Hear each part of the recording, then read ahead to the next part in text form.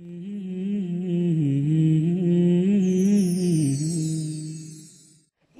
to the point that cooking food at the house has an important role and has an impact. Who cooks the food, how the food is cooked. Seriously, we don't think about this. Halal food, Allah says in the Quran, كُلُوا مِمَّا فِي الْأَرْضِ حَلَالًا طَيِّبًا. Eat that which is lawful and pure, wholesome food. The one who cooks, not just halal, the one who cooks. If someone cooks the food, if your mother, if my mother, if our mothers or our wives are cooking, or our daughters are cooking the food with remembrance of Allah, the dhikr of Allah. If she's a hafidah of the Quran, she has memorized the Quran. Imagine cooking food for the family and she's making khatams of the Quran.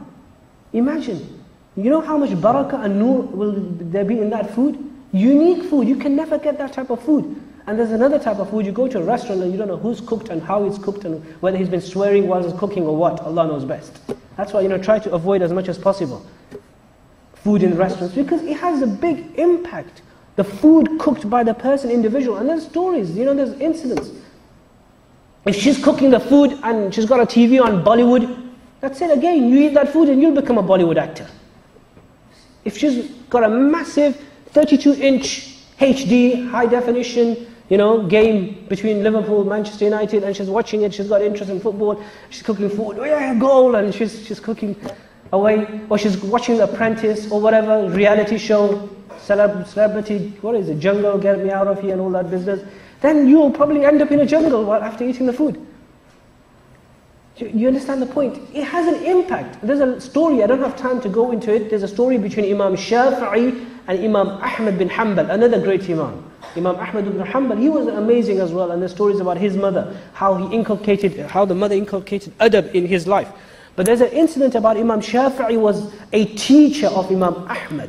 And there are different variations of who visited who, but one of the versions of the story is that Imam Shafiee, when he became old, Imam Ahmad, who was a student, became a huge scholar himself. Imam Shafiee once sent a message that, look, now you've become a huge scholar, I haven't seen you for a long time.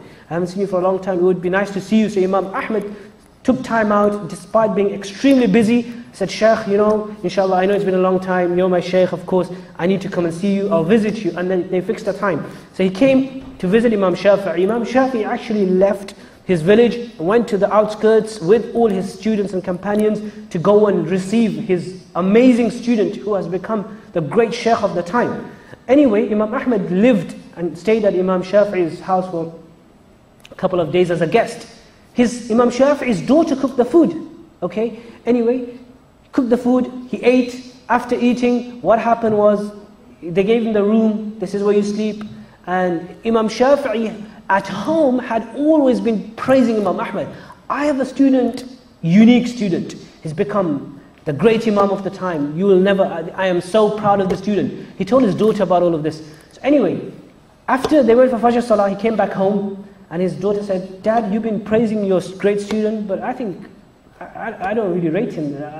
I think you're mistaken. He said, why? He said, I have 3 objections. Number 1, he eats too much. I cook food, and I've never seen someone eat that much. Great people don't eat that much.